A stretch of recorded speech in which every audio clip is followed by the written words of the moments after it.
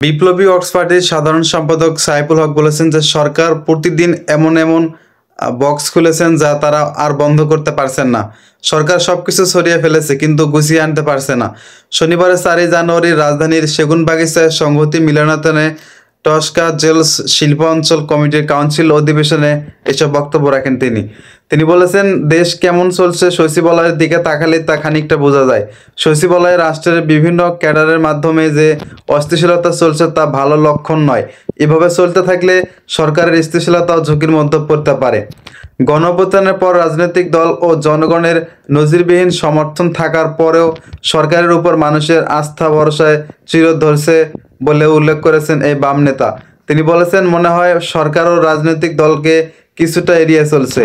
দেশের গণতান্ত্রিক উত্তরণের রাজনৈতিক দলসমূহের সঙ্গে সরকারের এই দূরত্ব কমিয়ে আনা দরকার। জাতীয় ঐকমত্য কমিশনের উদ্যোগে স্বাগত জানিয়ে তিনি আরও বলেছেন যে দ্রুত সংস্কারের ব্যাপারে বোঝাপড়া তৈরি করে জাতীয় নির্বাচনের সুনির্দিষ্ট পথ নকশা ঘোষণা করা দরকার।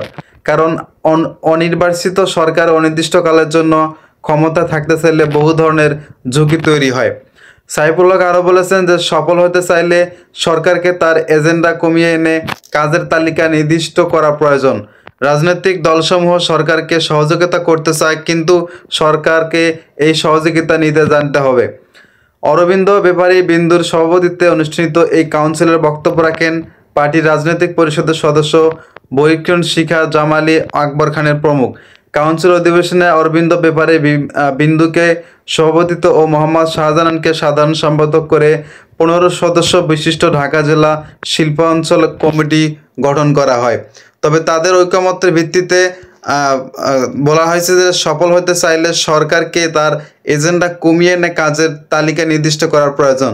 রাজনৈতিক দলসমূহ সরকারকে সহযোগিতা করতে চায়, কিন্তু সরকার এই সহযোগিতা নিতে জানতে হবে।